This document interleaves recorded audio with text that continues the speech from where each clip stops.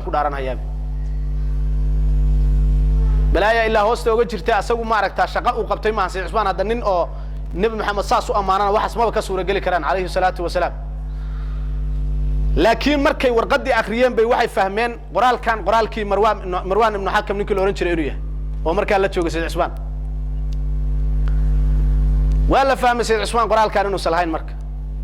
محمد بن أبي بكر ربنا تيم قبيل كل أورنج ريو أسوق وكذا شيء سيد أبي بكر كذا شيء يبالك يبوقي بسيب بطي أول لما كان والله يقلها مركي هراء ربنا أمي يحل كنا يجا سكورة شيء حاول واحد ما تيسي عثمان ما كان وحكي قبل ما هي أسوي لكن وافعية ولا يسكاسة أول شيء رك بدنا الصحابة كم يده سيدا وحوس صعدان قال قد وقد شيء بقى أول بتشري والرجل ويناه ورقدي مركي اللي قاعدين إنه سيد عثمان أسوي ونقرنين وحلي رهية أمير المؤمنين سودي بالي إمران الحكم سير الله حساب تمام وكسر تقلويد إلهي يا مركز واحد تمد inta la isu soo bahaysto wixii ahlu sarahay oo dhan iyo wixii arada joogay iyo dad badan inta soo bahaystaan gurigiisa in la hareereeyo horta xagga meel walba laga istaag markaas weeye marka intuu Sayyid Usmaan uu soo baxayo oo guriga korkiisa ka soo muuqday buu yiri war soo nabigu ma oran alayhi salatu wasalaam anshudukumullah wala anshudu illa ashaaban nabiy buu yiri ilaahi baa idin ku dhaarinaya asxaabta nabiga dadkii xilliga aan uu joogi jiray joogo nabiga la kulmay cid aan hayna dhaarin maayo taabiciintaani waxaan shaqo kama leeyahay soo nabigu ma oran ninkii jaysul usra diyaariya janna u sugnaatay oo ninkii biir Roma qoda janna u sugnaatay oo nabigu soo muusa oran alayhi salatu wasalaam annagoo jabalka thabiir la yiraahdo saaran mar buu yiri marna xiraa lagu wariyay marna uxud baa lagu wariyay intaas annagoo saaran soo nabigu ma oran ninkan waa ahlu janno soo nabigu ma oran adoo madluuma oo shahiid baatay soo nabigu ma oran ilaahu marqaati ka waa inaan shahiid ahay dilaan intaas wax dhageysta waa la waay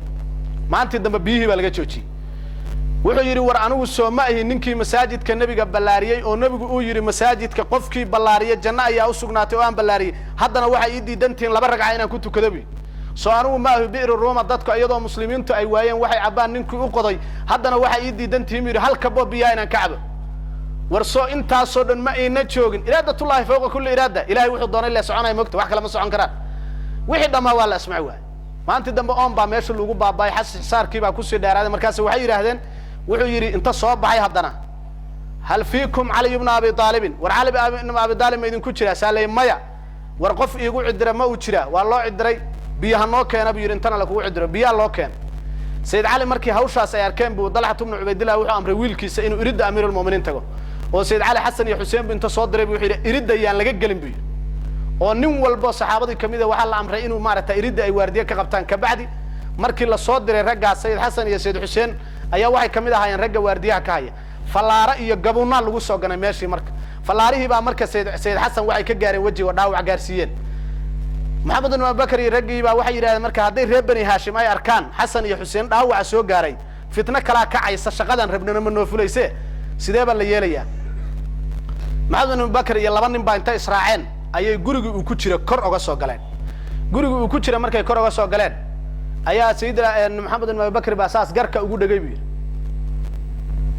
markaas wuxuu yiri Sayyid Abubakar wuxuu ku yiri law raa abuka makaanaka la saa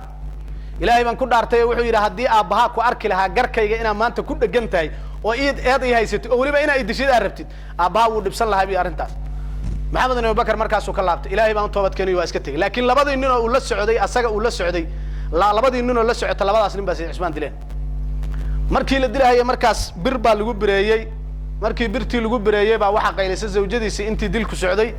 cidna ma maqlin markii dambe ay qaylisay qutila amiirul muuminiin baa la dilay Sayyid Usmaan iyo Dalhat ibn Ubaydillah iyo Zubayr ibn Awaam iyo ragga khiyaarta jooga la maqlay dahsho waxaana dhacayaba la isma lahayn Sayyid Usmaan Sayyid Ali intuu yimid buu wuxuu dharbaaxay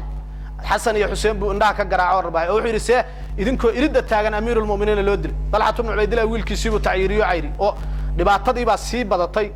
dadkii baa meeshii lagu kala waday dadkii markii meeshii lagu kala waday Sayyid Ali wuxuu yiri ilaahu waxaad marqaati iiga noqotaa inaan Sayyid Usmaan dilkiisa raali ka ahayn barina aan ka ahay ilaahay oo marqaati iiga hoobi waxaad ogaatiin buu yiri marka sidaas ayaa marka amiirul muuminiina qofkii dilay waxaad ogaatiin inuu qof aalnaar uu yahay markaas ka hor baa Sayyid Usmaan maanta hore wuxuu rooyo ku arkay Faadimo bint Rasuulillah sayr aclaam nubala ba qoray markaas waxay ku tiri galabtay waana soo manaa ogtay quraanku iska akhrisanay marka la dilahay galabta anaga nala soo afuraysaa ku tiri sidii bay noqotay galabtii habeenkii maalin jimcaad baa la dilaa la yiraahdaa همينكي ما أنت همينك دمبوس باكي دمبوس سبتيجنا والله عصي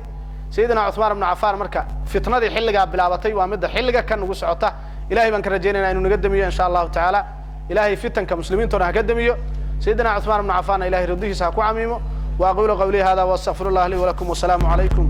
ورحمة الله تعالى وبركاته.